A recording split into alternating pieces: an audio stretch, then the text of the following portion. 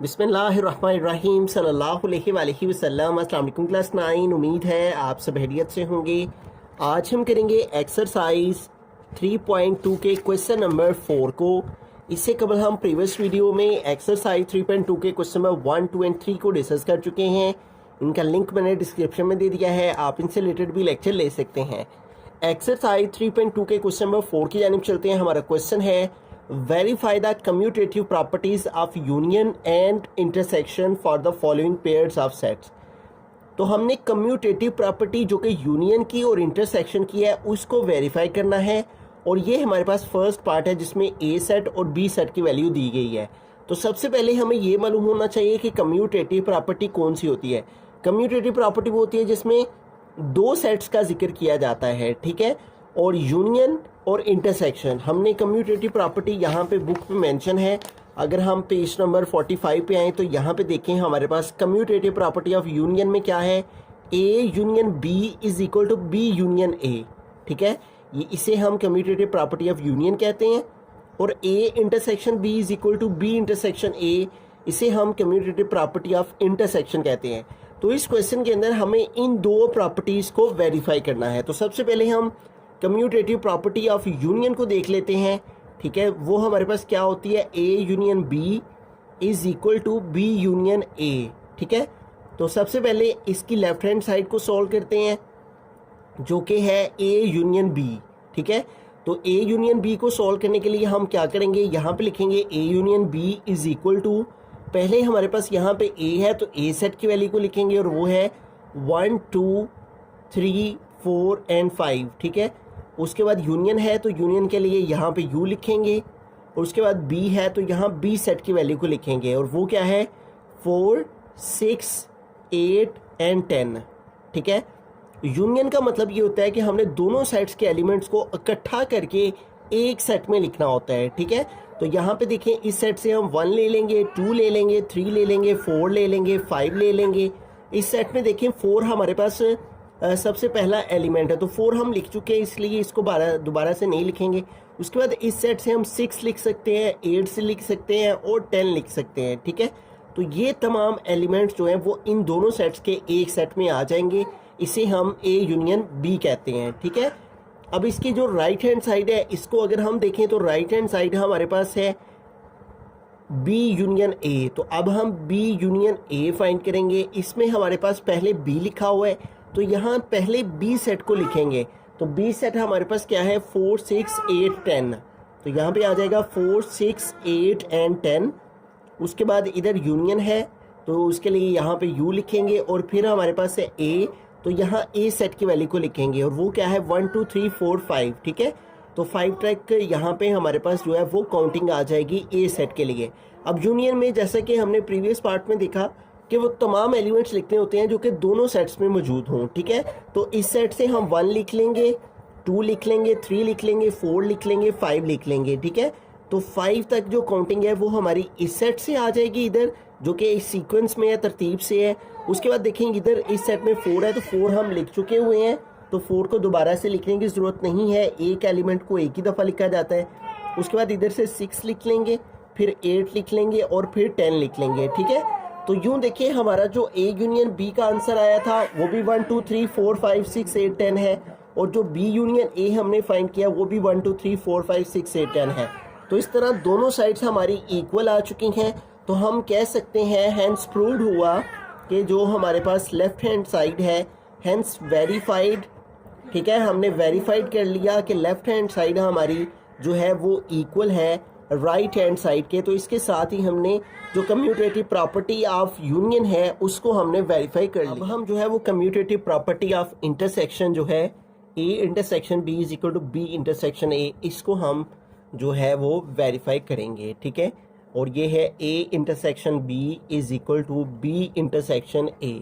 तो पहले left hand side को देखते हैं जो कि है A intersection B is equal to, पहले ए है तो यहाँ ए सेट की वैल्यू को लिखेंगे, वो है 1, 2, 3, 4, 5, तो यहाँ पे आ जाएगा 1, 2, 3, 4, 5, ठीक है।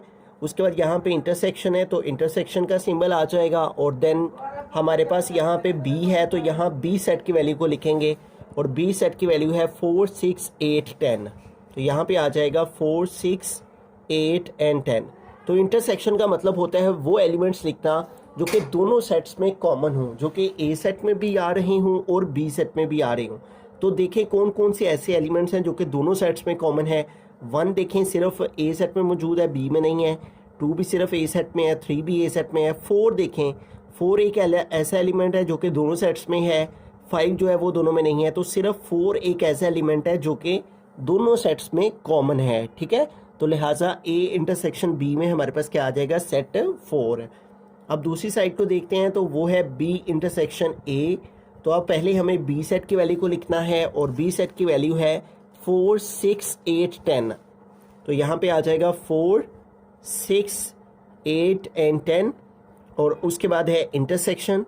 तो यहाँ पे इंटरसेक्शन आ गया। देन ए है तो यहाँ पे ए सेट की वैल्यू को लिखेंगे और वो है 1, 2, 3, 4, 5। तो यहाँ पे आ जाएगा 1, 2, 3, 4 एंड 5, ठीक है। तो अब हमने इन दोनों सेट्स में कॉमन एलिमेंट लिखने हैं, ठीक है। तो देखें 4 जो है वो हमारा दोनों सेट्स में कॉमन है, 4 आ जाएगा। इसके अलावा कोई भी ऐसा एलिमेंट नहीं है जो कि दोनों सेट में कॉमन हो। तो इस तरह से हमारा ए इंटरसेक्शन बी, उसका आंसर भी 4 और बी इंटरसेक्शन ए का भी आंसर 4 आया है। तो हम कह सकते हैं हेंस वेरीफाइड कि जो कम्यूटेटिव प्रॉपर्टी है हमारी कम्यूटेटिव प्रॉपर्टी ऑफ इंटरसेक्शन वो वेरीफाइड हो गया है कि लेफ्ट हैंड साइड हमारी इक्वल आई है किसके, राइट हैंड साइड के। बिस्मिल्लाहिर्रहमानिर्रहीम, सेकंड पार्ट की जानिब चलते हैं। तो इसमें सिर्फ लिखा हुआ है n, z। तो n का मतलब होता है n फॉर नेचुरल नंबर्स और z का मतलब होता है z फॉर इंटीजर्स। अब सबसे पहले हम इनकी वैल्यूज़ को देखेंगे कि n में कौन कौन सी वैल्यूज़ आती हैं और z में कौन कौन सी वैल्यूज़ हमारे पास मौजूद होती हैं। तो अगर हम n देखते हैं तो n फॉर नेचुरल नंबर्स होते हैं, the set of natural numbers. और वो कौन से होते हैं, 1, 2, 3 सो ऑन। और z कौन से होते हैं, द सेट ऑफ इंटीजर्स। इसमें 0, ±1, ±2 और इस तरह से नंबर चलते चले जाते हैं, ठीक है। तो सबसे पहले हम इन सेट्स की वैल्यू लिखेंगे। n क्या है, नेचुरल नंबर्स। और ये कौन से होते हैं, 1, 2, 3, 4, 5 और इस तरह से ये नंबर चलते चले जाते हैं, सो ऑन, ठीक है। डॉट्स का मतलब सो ऑन, कंटिन्यूसली इसी तरह से चल रहे हैं। और z for a set of integers. और इंटीजर्स के सेट में क्या शामिल होता है, 0 भी शामिल होता है, इसमें पॉजिटिव नंबर्स भी शामिल होते हैं और नेगेटिव नंबर्स भी, +-1, +-2, +-3, +-4, ठीक है, +-5 और इसी सीक्वेंस में नंबर ऐसे चलते चले जाते हैं, ठीक है। तो ये इन दोनों नंबर्स की वैल्यूज़ आ गई। अब हमारा जो क्वेश्चन है वो क्या है कि हमने वेरीफाई करना है property, commutative properties of union and intersection, ठीक है। तो सबसे पहले हम यहाँ पे लिख लेते हैं we have to prove हमें क्या क्या प्रूव करना है। एक तो n यूनियन z फाइंड करना है, ठीक है। और ये n यूनियन z इक्वल होना चाहिए z यूनियन n के। ये होगी कम्यूटेटिव प्रॉपर्टी ऑफ यूनियन। और फिर हमें फाइंड करना है n इंटरसेक्शन z और ये इक्वल होना चाहिए z इंटरसेक्शन n के, ठीक है। तो ये दो प्रॉपर्टीज़ है, एक commutative property of union in दोनों सेट्स की और कम्यूटेटिव प्रॉपर्टी ऑफ इंटरसेक्शन इन दोनों सेट्स की, ठीक है। तो ये हमें जो है वो यहाँ पे इनको प्रूव करना है। तो पहले हम कम्यूटेटिव प्रॉपर्टी ऑफ यूनियन को देखते हैं। उसकी लेफ्ट हैंड साइड हमारे पास क्या है, n यूनियन z। इसको सॉल्व करते हैं। पहले n है तो यहाँ n की वैल्यू को लिखेंगे, वो क्या है, 1, 2, 3, 4, 5, 1, 2, 3, 4, 5 और इस तरह से सो ऑन। डॉट लगा देंगे। फिर यूनियन है तो उसके लिए u लिखेंगे और फिर z है तो यहाँ z सेट की वैल्यू को लिखेंगे, वो क्या है, 0 +-1 +-2, 0 +-1 +-2 +-3, ठीक है, +-4 +-5 और इसी सीक्वेंस में नंबर चल रहे हैं, ठीक है। अब यूनियन में हमने दोनों सेट्स के एलिमेंट्स को इकट्ठा करके एक सेट में लिखना होता है। तो इस सेट में देखें सबसे छोटा नंबर 0 है तो 0 लिख लेंगे। फिर +-1 आ जाएगा, ठीक है। देखें ये वाला जो नंबर है 1 ये पॉजिटिव है और इधर भी पॉजिटिव नंबर भी मौजूद है और नेगेटिव भी। तो यूनियन में हमने इकट्ठे करने हैं तो दोनों के एलिमेंट्स हमने लिखने हैं, पॉजिटिव भी और नेगेटिव भी, ठीक है। उसके बाद आ जाएगा +-2, ठीक है। ये वाला +2 है, ये +2 भी है, -2 भी है तो दोनों आएंगे, ठीक है। उसके बाद +-3 आ जाएगा, फिर +-4 आएगा, फिर +-5 आएगा और इसी तरह से नंबर चलते चले जाएंगे और ये हमारा इन दोनों सेट्स का यूनियन आ गया। ठीक है, अब इसकी राइट हैंड साइड है वो है z यूनियन n। अब इसको सोल्व करेंगे तो पहले z है तो हम z सेट की वैल्यू को इधर लिखेंगे। ठीक है, और z सेट की वैल्यू क्या है, 0 plus minus 1 plus minus 2, 0 plus minus 1 plus minus 2 plus minus 3 plus minus 4 plus minus 5। ठीक है, तो ये सारे हमारे z सेट के एलिमेंट्स आ गए। ठीक है, उसके बाद यूनियन है उसका u आ गया, और फिर है सेट n, तो यहाँ n सेट की वैल्यू लिखेंगे और वो क्या है 1 2 3 4 5, और ये नंबर्स ऐसे ही चल रहे हैं 1 2 3 4 5 और कंटिन्यूसली चलते चले जा रहे हैं। ठीक है, अब यूनियन में हमने क्या करना होता है, इकट्ठा करके दोनों सेट्स को एक सेट में लिखना होता है। ठीक है, तो हम क्या करेंगे, दोनों सेट्स के एलिमेंट्स को इकट्ठा करेंगे। सबसे पहले इधर से ज़ीरो लिख लेंगे, उसके बाद प्लस माइनस 1 आ जाएगा। ठीक है, इधर हमारे पास सिर्फ पॉजिटिव नंबर हैं जबकि इधर पॉजिटिव भी है और नेगेटिव भी है, तो यूनियन में हमने इकट्ठा करना है तो दोनों को ही लिखना है, पॉजिटिव को भी और नेगेटिव को भी। उसके बाद प्लस माइनस 2 आ जाएगा, फिर प्लस माइनस 3 आ जाएगा। ठीक है, उसके बाद plus minus 4, then plus minus 5, और फिर इसी सीक्वेंस से नंबर चलते चले जाएंगे। ठीक है, तो ये सारे नंबर्स हमारे z यूनियन n में आ जाएंगे। देखें n यूनियन z का आंसर भी यही है और z यूनियन n का आंसर भी यही है, तो हैंस प्रूव्ड हुआ, हैंस वेरीफाइड या हैंस प्रूव्ड कि जो हमारी लेफ्ट हैंड साइड है वो इक्वल आई है किसके, राइट हैंड साइड के। और ये हमने प्रूव किया है commutative property with respect to addition. ठीक है, तो इस तरह हमने commutative property of union with respect to जो है यूनियन हमने वेरीफाई कर लिया। ठीक है, अब हम चलते हैं इसकी दूसरी तरफ, तो दूसरी तरफ इंटरसेक्शन है तो इसको वेरीफाई करते हैं। ठीक है, कम्यूटेटिव प्रॉपर्टी ऑफ इंटरसेक्शन, और उसमें सबसे पहले है n इंटरसेक्शन z, तो इसको सॉल्व करते हैं n इंटरसेक्शन z। तो पहले n है तो यहाँ n सेट की वैल्यू को लिखेंगे। ठीक है, और n सेट की वैल्यू क्या है 1 2 3 4 5, और इस तरह से नंबर चल रहे हैं 1 2 3 4 5, और इस तरह से नंबर चलते चले जा रहे हैं। उसके बाद है इंटरसेक्शन, फिर यहाँ पे आ जाएगा इंटरसेक्शन। ठीक है, और फिर है हमारे पास z सेट, तो यहाँ z सेट की वैल्यू को लिखेंगे और वो क्या है 0 plus minus 1 plus minus 2, 0 plus minus 1 plus minus 2 plus minus 3 plus minus 4 plus minus 5, और इसी तरह से कंटिन्यूसली नंबर चल रहे हैं। अब देखें इन दोनों का हमने इंटरसेक्शन फाइंड करना है। इंटरसेक्शन का मतलब होता है कॉमन एलिमेंट्स लिखना जो कि दोनों सेट्स में मौजूद हों। ठीक है, अब देखें दोनों सेट्स में क्या क्या मौजूद है। देखिए इधर +1 है और इधर भी +1 मौजूद है। ठीक है, तो +1 दोनों में कॉमन है तो 1 आ जाएगा। फिर देखें ये +2 है, इसके साथ साइन नहीं शो हो रहा, इसका मतलब इसका साइन प्लस का है, तो +2 इधर भी है, +2 इधर भी है, तो +2 कॉमन है। उसके बाद +3 दोनों में कॉमन है। उसके बाद +4 दोनों में कॉमन है। फिर +5 दोनों में कॉमन है, और इसी तरह से आगे जो है वो नंबर चलते चले जा रहे हैं। ठीक है, तो ये सारे नंबर्स आएंगे n इंटरसेक्शन z के अंदर। ठीक है, तो left hand side n intersection z हमने फाइंड कर लिया। अब राइट हैंड साइड है z इंटरसेक्शन n, तो यहाँ पे हम लिखेंगे z इंटरसेक्शन n।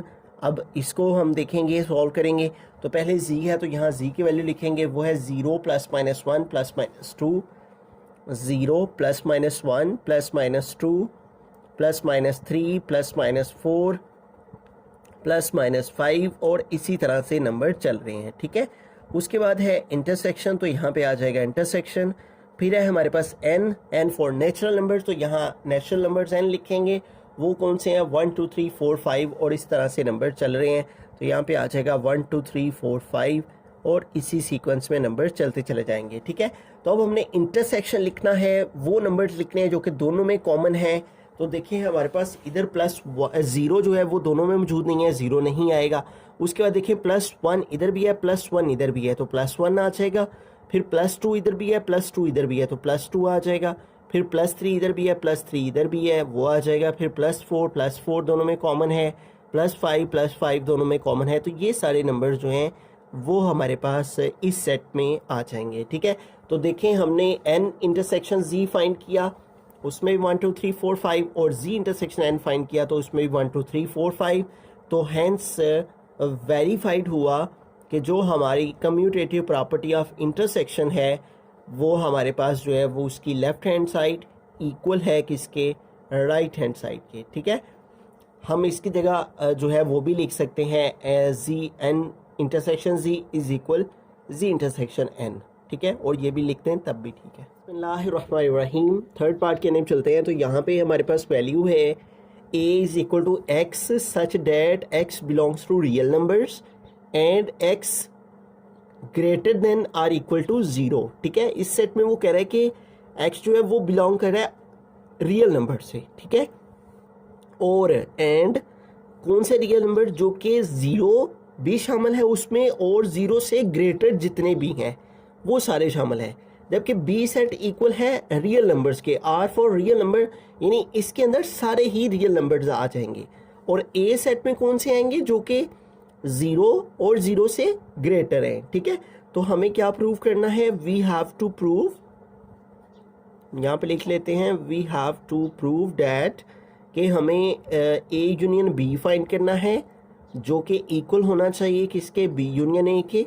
तो ये हमारे पास जो है वो कम्यूटेटिव प्रॉपर्टी ऑफ यूनियन आ गई। ठीक है, और इसके अलावा हमें क्या प्रूव करना है, ए इंटरसेक्शन बी, और ये इक्वल होना चाहिए किसके, बी इंटरसेक्शन ए के। ठीक है, तो ये दो चीज़ें, कम्यूटेटिव प्रॉपर्टी ऑफ यूनियन और कम्यूटेटिव प्रॉपर्टी ऑफ इंटरसेक्शन, ये हमें प्रूव करना है। सबसे पहले हम कम्यूटेटिव प्रॉपर्टी ऑफ यूनियन को देख लेते हैं, वो है ए यूनियन बी। तो यहाँ पहले ए है तो इधर हम ए सेट की वैल्यू को लिखेंगे, और वो है हमारे पास है x such that x belongs to real number.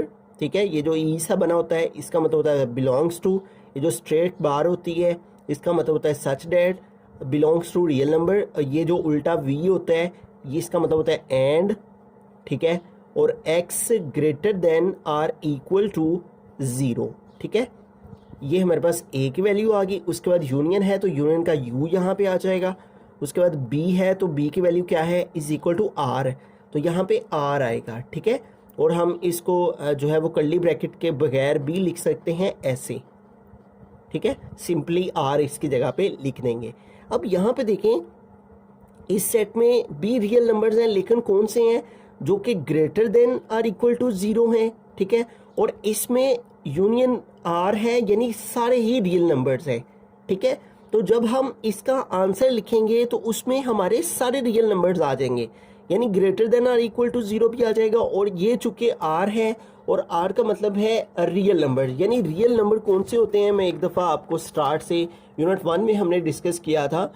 Real numbers में हर कैटेगरी के नंबर शामिल होते हैं। ठीक है, उसमें rational, irrational, terminating, non terminating and non recurring, her category के जो नंबर्स होते हैं वो रियल नंबर्स कहलाते हैं। ठीक है, तो यहाँ पे हमारे पास जो है वो जब हम इसका आंसर लिखेंगे तो आंसर में हमारे पास जो है वो आर आ जाएगा, आर फॉर रियल नंबर्स, यानी सारे रियल नंबर्स आ जाएंगे। यूनियन का मतलब हमने इकट्ठा करना है दोनों सेट्स के एलिमेंट्स को, तो जब हम इकट्ठा करेंगे तो ये वाला आर जो है ये इसके आंसर में आएगा। ठीक है, क्योंकि हमने यूनियन में सारे एलिमेंट्स को एक सेट में इकट्ठा लिखना होता है, और ये वाले सारे भी और ये वाले जब इकट्ठे करेंगे तो ये आर इसमें आ जाएगा। अब इसकी दूसरी साइड है बी यूनियन ए, इसको सॉल्व करते हैं। तो पहले यहाँ पे b है तो b की वैल्यू लिखेंगे, और b is equal to r है तो यहाँ पे आएगा r, फिर यूनियन है तो यहाँ पे आएगा यूनियन, फिर a है तो यहाँ a सेट की वैल्यू आएगी, वो क्या है, x such that x belongs to r and x greater than r equal to 0। ठीक है, तो अब यहाँ पे भी देखें सेम वही कंडीशन है। यूनियन में हमने इकट्ठा करना है रियल नंबर, जिसमें ये r का मतलब है जिसमें सारे रियल नंबर शामिल हैं, और इसका मतलब है कि वो रियल नंबर जो 0 और 0 से ग्रेटर है। ठीक है, सिर्फ वो। तो जब हम यूनियन करेंगे दोनों का तो सिर्फ ये वाला r जो है ये इसके आंसर में आएगा। ठीक है, यानी कि ऑल रियल नंबर्स, तमाम रियल नंबर जितने भी हैं वो इसके आंसर में आ जाएंगे। ठीक है, तो हम यहाँ पे लिख सकते हैं हेंस वेरीफाइड। ठीक है, तो यूं देखें दोनों का जो आंसर है वो आर आया है, यानी रियल नंबर आया है। हम कह सकते हैं हेंस वेरीफाइड कि जो ए यूनियन बी है वो हमारा इक्वल है बी यूनियन ए के। ठीक है, तो इस तरह कम्यूटेटिव प्रॉपर्टी ऑफ यूनियन जो है वो वेरीफाइड हो गई। अब दूसरी प्रॉपर्टी है ए इंटरसेक्शन बी, उसको सॉल्व करते हैं। ए इंटरसेक्शन बी, तो पहले ए है तो ए की वैल्यू को लिखेंगे और ए सेट की वैल्यू है x such that x belongs to R and x greater than or equal to 0 और उसके बाद है इंटरसेक्शन और यहाँ पे आ गया इंटरसेक्शन, फिर है b और b इक्वल है r के, तो यहाँ पे आ जाएगा r। ठीक है, अब यहाँ पे हमें थोड़ा सा गौर करना है कि इंटरसेक्शन में हमने वो एलिमेंट्स लिखने होते हैं जो दोनों में कॉमन हों, जो दोनों में मौजूद हों। ठीक है, अब यहाँ इस आर में देखें सारे रियल नंबर शामिल हैं, जबकि इस सेट में कौन से रियल नंबर शामिल हैं, जो कि 0 से 0 भी जिसमें शामिल है और 0 से ग्रेटर भी शामिल है। तो इसका मतलब ये वाले जो रियल नंबर है वो इसके अंदर भी मौजूद हैं, क्योंकि इसके अंदर सारे हैं और इसके अंदर कौन से हैं, 0 और 0 से जो बड़े हैं। ठीक है, तो लिहाजा ये जो ए सेट है ये हमारा यहाँ पे इसका आंसर बनेगा। ठीक है, कि x such that x belongs कर रहा है रियल नंबर से and x greater than or equal to है 0, कि ये वाले जो एलिमेंट्स हैं वो इस आर सेट में यानी इस रियल सेट के अंदर भी सारे मौजूद है। ठीक है, तो ये वाले जो हैं वो दोनों में कॉमन है, तो ये हमारा ए इंटरसेक्शन बी आएगा। अब बी इंटरसेक्शन ए फाइंड करते हैं। ठीक है, तो पहले b है तो यहाँ b सेट की वैल्यू को लिखेंगे, वो क्या है r, तो यहाँ पे आ गया r, फिर इंटरसेक्शन तो आ गया इंटरसेक्शन, फिर है a तो यहाँ a सेट की वैल्यू को लिखेंगे और वो क्या है x such that x belongs to r, x such that x belongs to r and x greater than r equal to 0। ठीक है, तो अब यहाँ पे देखें अगेन वही सिचुएशन जो कि इसके लेफ्ट हैंड साइड के अंदर थी वही राइट हैंड साइड के अंदर है। ठीक है, ये वाले आर का मतलब है ऑल रियल नंबर, जितने भी रियल नंबर्स हैं, और इसके अंदर वो रियल नंबर्स हैं जो कि 0 और 0 से ग्रेटर हैं। तो इंटरसेक्शन का क्या मतलब है, वो एलिमेंट्स लिखना है जो कि दोनों में मौजूद हों, तो दोनों के अंदर ये वाले फिर मौजूद हैं जो कि 0 और 0 से ग्रेटर हैं। तो 0 और 0 से ग्रेटर इधर भी हैं इधर भी हैं, तो लिहाजा ये वाला सेट जो है वो इसका आंसर बनेगा x such that x belongs to r and x greater than or equal to 0। ठीक है, तो इस तरह से हैंस वेरीफाइड हुआ। ठीक है, क्या वेरीफाइड हुआ कि जो हमारे पास इसके कम्यूटेटिव प्रॉपर्टी ऑफ इंटरसेक्शन है उसका लेफ्ट हैंड साइड का आंसर ए इंटरसेक्शन बी का भी यही है और बी इंटरसेक्शन ए का भी यही है। तो हैंस प्रूव्ड हुआ कि ए इंटरसेक्शन बी इक्वल है बी इंटरसेक्शन ए के।